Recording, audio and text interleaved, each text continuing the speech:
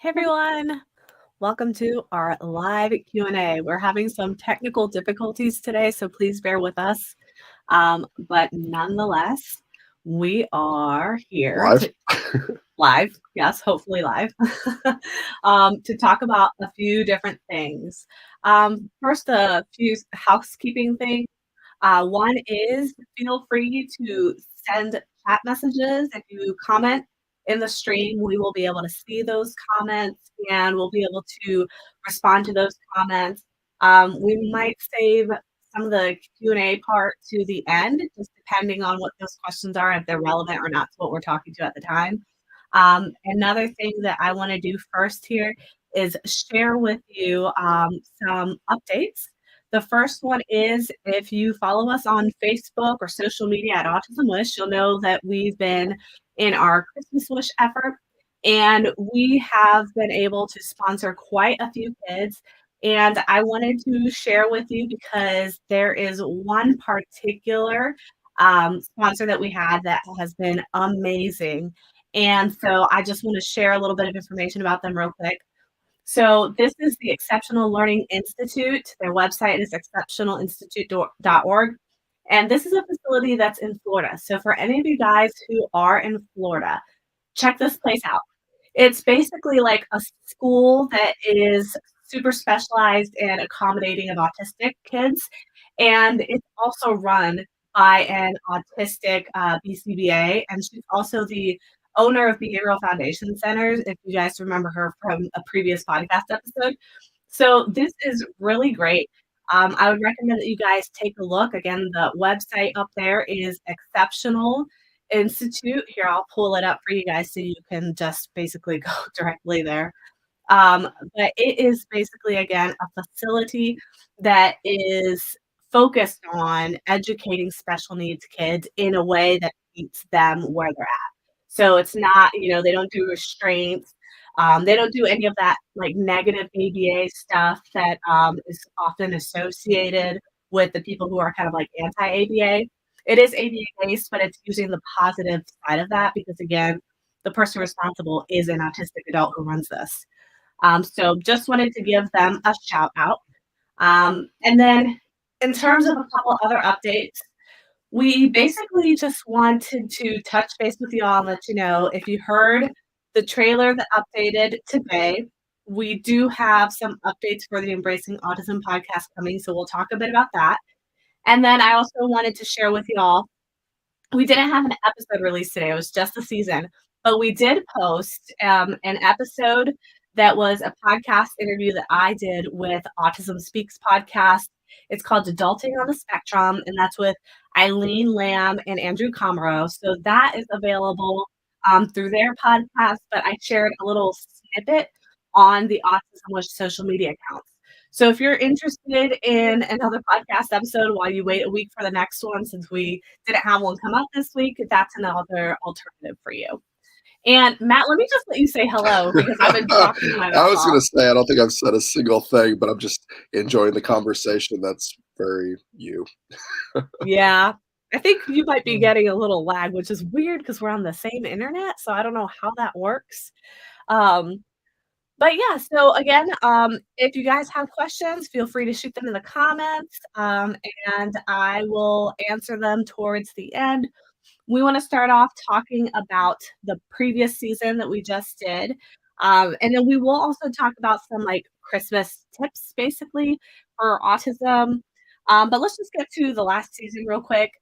So the podcast has always been, in our opinion, a way for us to kind of meet the needs of parents through this journey of autism. So the Embracing Autism podcast, our goal was basically to help parents get from that like initial shock of a diagnosis to a point where they feel comfortable like parenting their autistic child and truly embracing autism. And so through that journey, we've basically had 6 seasons, and we started from that diagnosis process all the way towards the end where we are now in the final season that we did, which was me sharing my perspective as an autistic adult and kind of giving you some guidance as to what your child may or may not be experiencing when it comes to things like sensory and stuff like that. Now, we felt like, that kind of wrapped up the story arc of embracing autism rather nicely, going from the very beginning, where it's kind of like the shock of the diagnosis, to kind of wrapping up with what we feel was kind of like the full circle of letting you know what that experience is now in adulthood, to kind of give you an inside look of what it could potentially look like for your kiddos, particularly the higher functioning ones, but also some insight as to those like sensory needs, rigidities, black and white thinking, that sort of thing. Um, and so after doing some thinking, we've realized that we can't really meet the needs that you guys have been kind of requesting of us through the format that we've been doing with the seasons anymore. We've kind of like exhausted that method.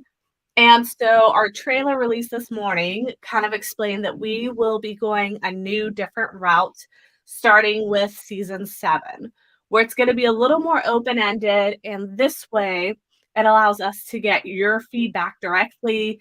We can kind of like change on a week to week basis. So, like, if there's something that comes up that everybody's talking about, we'll be able to pivot and cover that. Or if somebody has a lot of questions in an area, that we hadn't been able to plan out in a season where we plan everything in advance, now we'll be able to do that.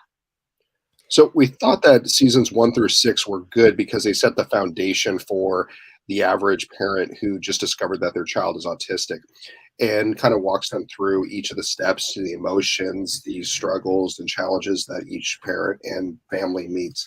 But now I think we're able to kind of shift gears and be more relevant to, I guess, the parents who have already built that foundation with seasons 1 through 6 and kind of work with us on like a week by week, day by day process. Yeah. And so our goal essentially is to continue to provide you guys with the resources, the advice, the tips, the stories. So the podcast itself, the feel of the podcast isn't going to be changing. The content's not really going to be changing. Really, the only thing that's changing is just kind of like the structure of how we release episodes. So we're not going to be releasing seasons and themes anymore. We're going to be just releasing weekly episodes now. Again, just kind of like ad hoc depending on what the topic is at hand. And also wanted to share with y'all, you guys are a big part of that. So please make sure that if there are topics you are interested in, email us at podcast@autismwish.org.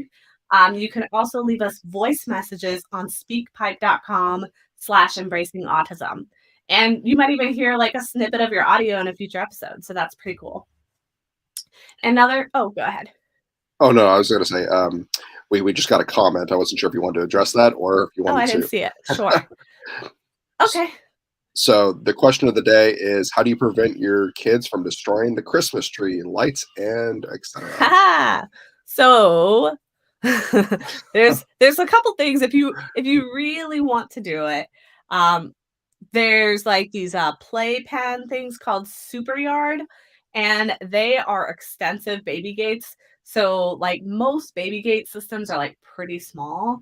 The super yard has like 6 to 8 panels, and so you get quite a distance that you can get it from the tree. We also did this for when our kids were throwing stuff at the TV. Since it has so many panels, they can only get so close to the tree or so close to the TV. So that's how we've been able to kind of keep them away. When they're very little, we also this is probably not a tip you want to hear, but we honestly like decorated the tree from like the middle up, Yeah. and then the portion that was on the bottom, we just either left it bare or we would get like dollar store plastic ornaments that we didn't really care if they would mess with or break. So we just got like a bunch of cheap, literally dollar store ornaments and put those on like the bottom essentially. And right now our tree is pretty bare. Um, we're basically not planning on adding anything on it for maybe like another year or so. We had like flowers and things like that, but nothing that's like fragile. Right. So previous years we had used a baby gate. We kind of are using that a little bit this year, but otherwise we've kind of deployed the cheap ornaments at the bottom, more precious ornaments towards the top. and we kind of try to redirect them to play with something else if they get too close to the tree, mostly. Yeah. Now, another thing that we are planning on doing, we haven't tried this yet, but I suspect it would probably work, is we're gonna get a decoy tree.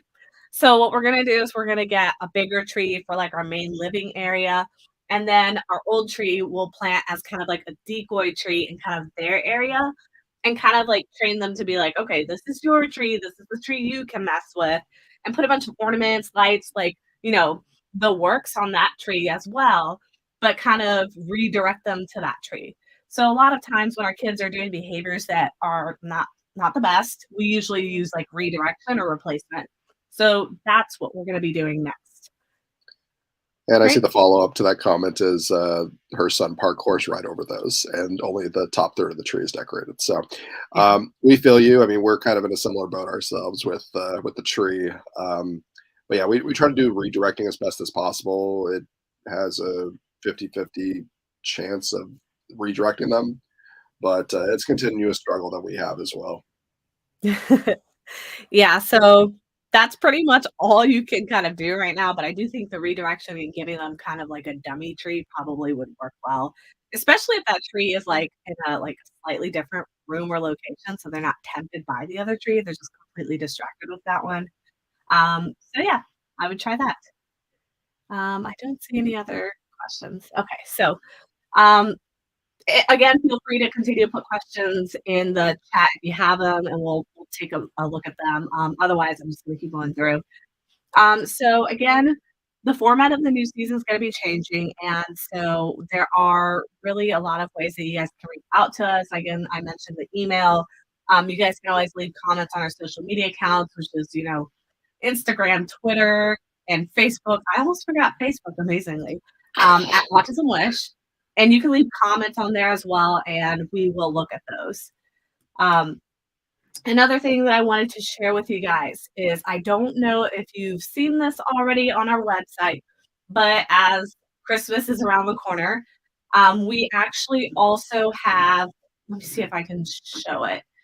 But on our website, we also have this area here called the discount section.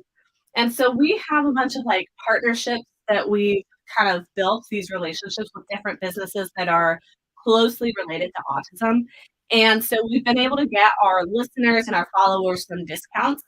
So if you're looking for like Christmas gift ideas and you're trying to keep, autism special needs in mind, because I've seen a lot of people ask, like, what do you get an autistic kid? There's a couple different things here. Probably don't want the driving course if you have a younger kid. But there's this program for driving lessons for older autistic kids to the teenagers. But I know a majority of our listeners are younger kids. So one of them is Lucky Kid. We looked into that or showed you guys that in our last video. There's a lot of like sensory stuff on there. They have like weighted lap pads, things like that. Um, I guess I could just show it real quick. But they have like flexible seating options, weighted products, fine motor. They have like awareness stickers and stuff for your card. So these are just like a couple of items. And we have discount codes for that. So if you go on there and use Autism Wish 15, you would get a 15% discount on that. And then this other one I really like, if your kid is into slime, Kawaii Slime Company is so stinking cute. Like, Matt has to stop me because I want to buy like all the slimes. But if your kid is into slime, they seriously have like the cutest ones. Let me see if I can find some cool ones. Um, but they have really cool, realistic ones. So see how cute these are? They're amazing. But our youngest kid, I don't know why, I don't know how it started, but she got obsessed with those Japanese fluffy cheesecake making videos. So on YouTube, let me see if I can Oh find my gosh. yeah, on YouTube, she found a video of just chefs making this fluffy cheesecake. And so she would just watch that over and over and over and over. So when I saw that Kawaii Slime has this Japanese cheesecake slime, I'm like, yes, she's gonna love this. So again, they have really cool, like gourmet style looking slimes. So I would totally check them out. Again, the way to get to that website is basically just going to our website, autismwish.org. And if you go to the resources, you just click down here on discount codes, and it'll show you the discount for that is Autism Wish 15. So those are the ones up here are ones that we will receive like a portion of it. And so that'll go back towards supporting Autism Wish if you purchase any Christmas gifts from here. The rest of these are partner discounts and affiliates, which means like we're not going to get anything from this at all, but we partner with them to get you a discount. So the Pampered Parent would be more for yourself. It's like a subscription box of kind of like treat yourself as a caregiver. And so there's a discount code for that. And then Brody Lion, these are really cute books. We did an interview with Dr. Kristen Wagner. This is an IRL interview that we did on our channel. And she wrote these books that help teach your autistic child like how to self-regulate, how to go to like the grocery store and like not have a meltdown, like how to work through those difficult experiences as an autistic kid. So that would be, I think personally, a great gift for an autistic child. And if you use that code Brody's Buddies, you can get 10% off.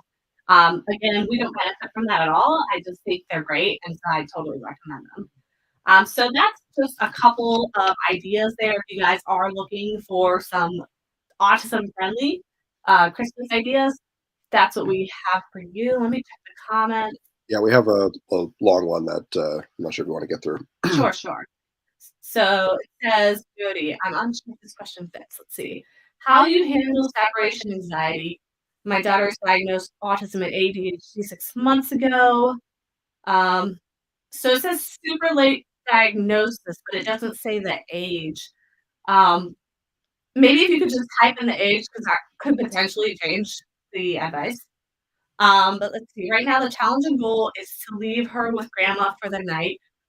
She hates that I'm not there to get her through her bedtime routine. Oh, I can relate to that. Yeah. And then it says, I think that is the core fear. Any suggestions? Oh, okay, so she's 11. And is she like verbal, nonverbal? Would you consider her like higher functioning, lower functioning? Let's see. I'll wait on that response. But like our kid, she's younger and she definitely has that like attachment issue. It's particularly prevalent when it comes to bedtime routines, isn't it? Yeah, she requires to be basically rocked every night. I for my routine with her, I sing her 3 songs. If I don't, she will keep repeating one more song, or however many I need to sing. So I mean, it's definitely ingrained for the routine that we typically struggle trying to break it, or if we need to mix it up a little bit. In the past, we slowly transitioned. So it used to be I would sing her songs for a nap as well as for bedtime. And then I was able to slowly change it back. So I would tuck her in and do another routine. And it kind of worked out a little bit.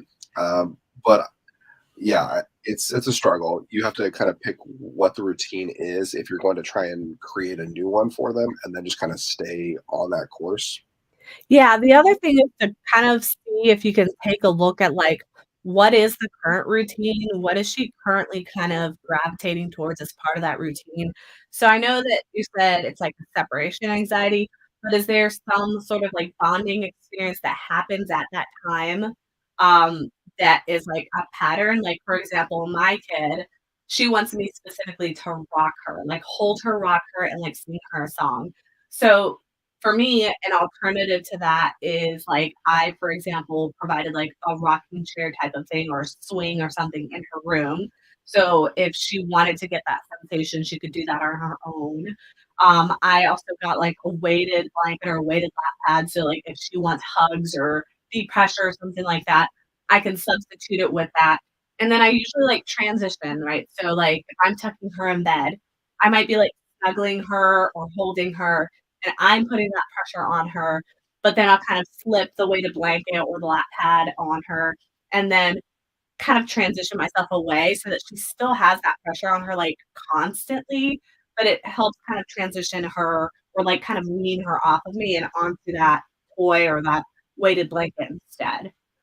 So the first thing would be kind of like observation of trying to see like what specifically is she latching onto in that routine, and then seeing if you can find like a substitute or a way to like slowly transition off of whatever that thing is. But it's kind of hard to tell without really knowing what those specific details are, like what would be the best replacement. Or if she's 11, I guess you could try and have like a conversation or set up a routine with her before you have to depart and have grandma kind of step in and watch her for the night. So maybe she wants to do something silly, like a little like dance party before you leave or something. So it's like a routine of like a fun activity with like mom or something before you head out. Yeah. Or again, just depending on that routine is like, if it was my kid and she wanted hugs and snuggles and things like that before bed, if she knows I'm leaving her at grandma's, then maybe I would make it like a new routine that when we go to grandma's, I do that right before I leave. So like instead of her expecting that before bedtime when I am dropping her off, I would do that like before I leave. That's kind of like a slightly different routine. The other thing is introducing like social stories.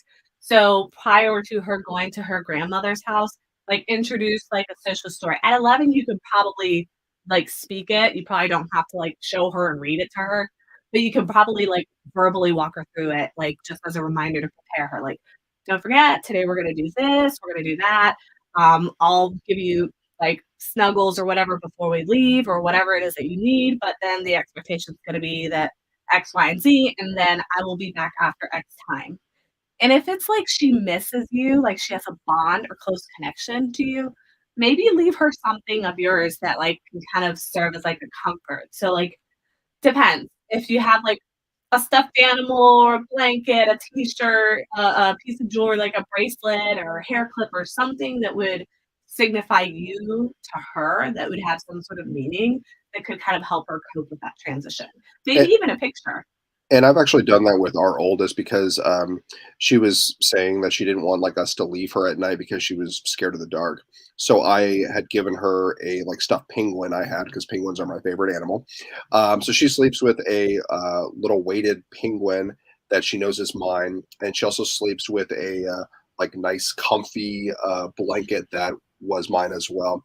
So I tuck her in and I give her like my stuffed animal, and it seems to kind of work that she has something of ours, so she knows that like we're still like watching over her essentially even though she can't see us at bedtime, for example.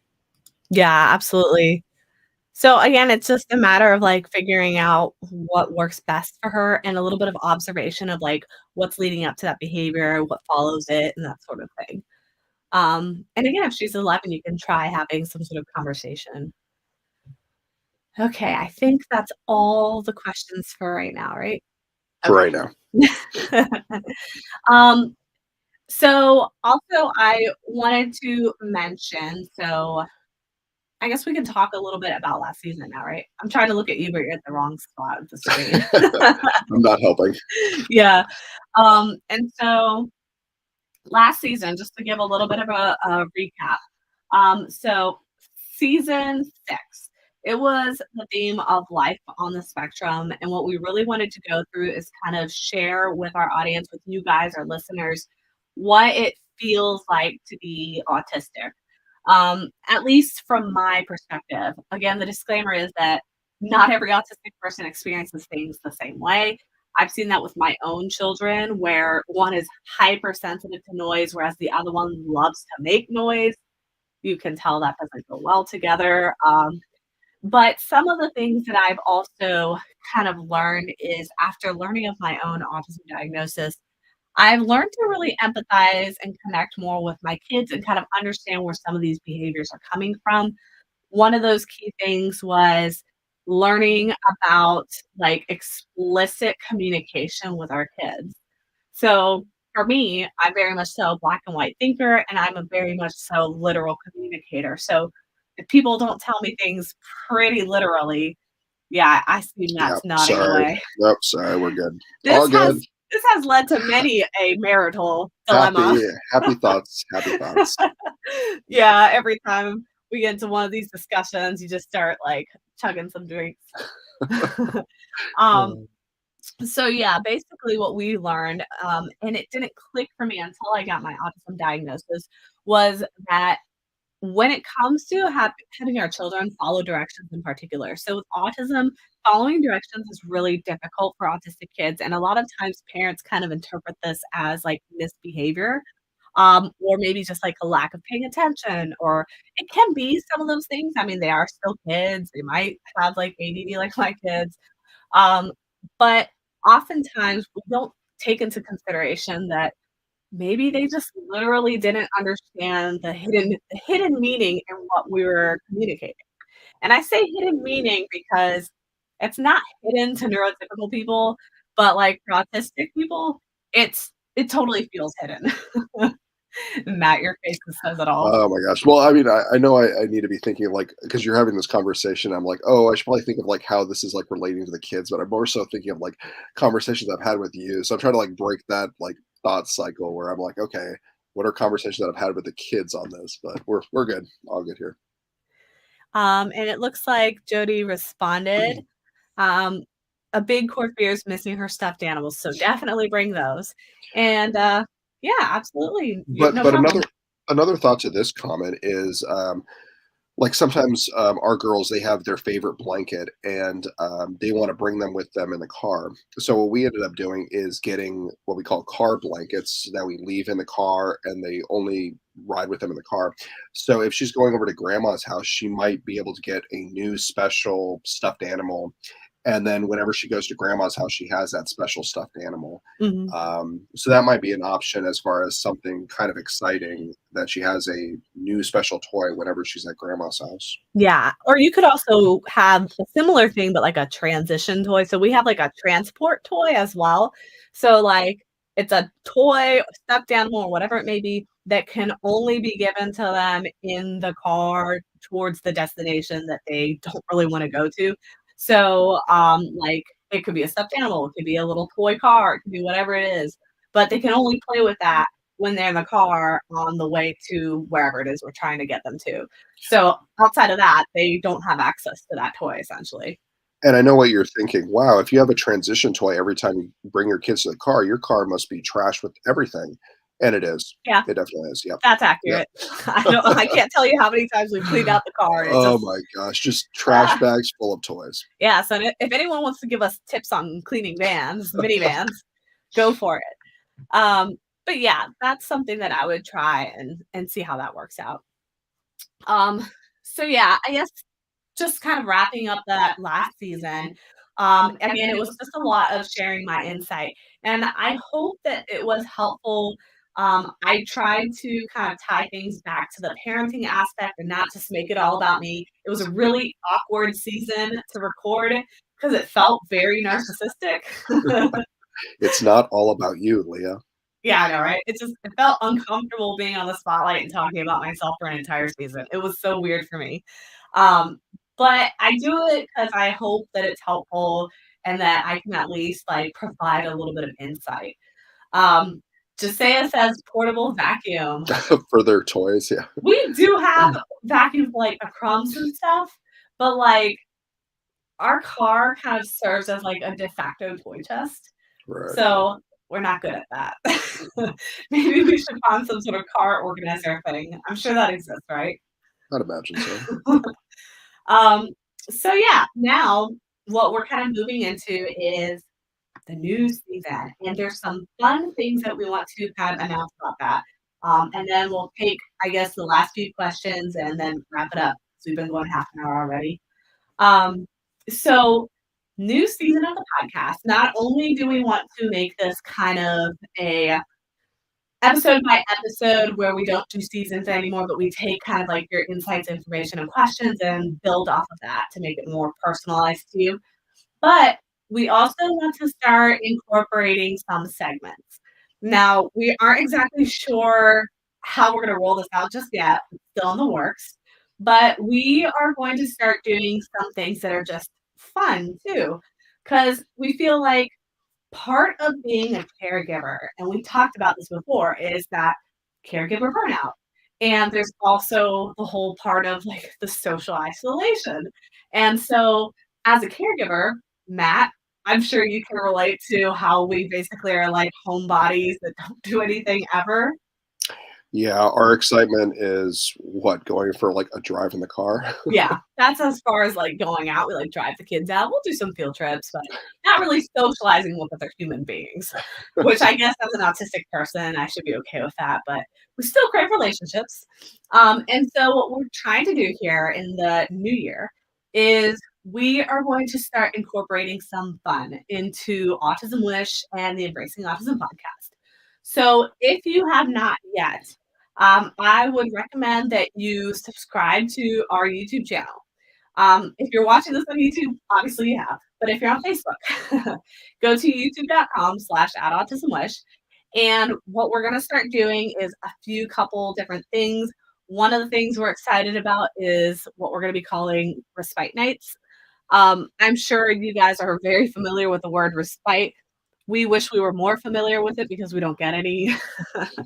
Um, but what we wanna do is, like, some casual, like, fun days. So, we are now going to be introducing video podcasts.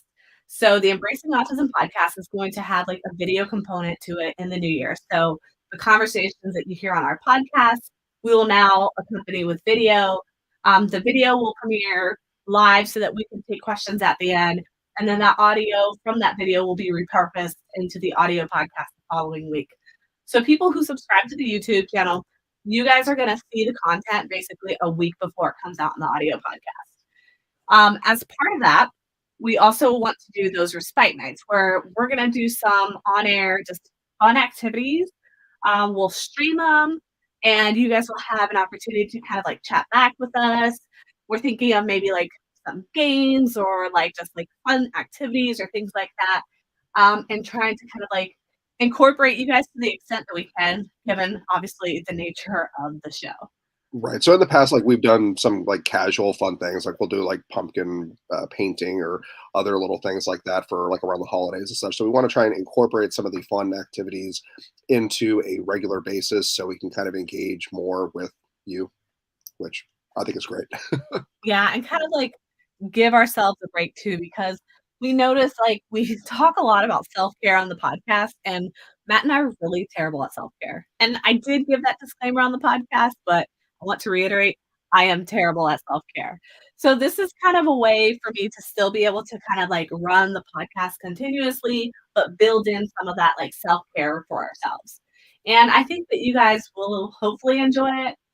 We'll be open to suggestions, but we'll probably just get silly and let, like, the humorous side of us come out more on that area. It'll be that part of it will be kind of, like, less serious and kind of be a little bit of, like, comic relief to the whole tension of, like, the stress of being a caretaker and such. Yeah. So stay tuned because it's going to be awesome. Hopefully. Um, Yeah, and then the other thing is we're going to start adding a little bit more of segmentation into our upcoming episodes. So again, that means that the format's gonna be a little bit different, where we're gonna try to do things in more like bite-sized pieces. And instead of having overall themes, each episode will just kind of have its own sort of like segment. There'll be more information about that coming up soon. But I think other than that, that's pretty much all the updates I have, right? Do you have Yeah. anything else, Matt? No, but I think we've pretty much covered everything. Okay. All right. Well, let me check and see if there's any more comments. Wilms Alicia used a plastic tote. Hmm. It's kind of like a toy chest in the car. That sounds like it could work. Mm. Maybe I could get car organizers. I'm hoping that's like a thing with like little buckets or something so I can like organize it best. But yeah, I'll take a look at that. Alrighty. I'll put one more call out for any last minute questions. Otherwise, we're gonna wrap this up. And again, the first episode of the next season is not going to premiere next week. The next couple weeks of the Embracing Autism podcast are going to be audio versions of some of the IRL episodes or interviews that have been released. We are going to be taking a little bit of our annual holiday hiatus that we do in December. So we kind of try to repurpose content during that time or do some like bonus episodes that aren't really related directly to the podcast. So stick around for those. Other than that, it looks like there are no other. Oh, will you do collabs with other autistics? Funny you should mention that. Um, let's just say something's in the works. I haven't put everything in stone yet, but something's in the works. There's a little teaser. Um, yeah, okay, so I think that's the last question. I'll give it like 5 more seconds in case there's a straggler question. All right, Matt, anything else? Nope, I think we covered everything. All right, everyone. Well, hope you guys have a very Merry Christmas. We will still have a couple IRL episodes. We may randomly pop up with like a surprise live here or there. We don't have anything planned, but I'm a busybody and I like to do extra work when I already have tons of work for some reason. So, With that being said, we will head Merry out. Christmas, Happy Holidays, and what were you gonna say? Merry Christmas. There we go. All right. Bye, everyone. Have a great one. Bye. Thanks for tuning in. Bye.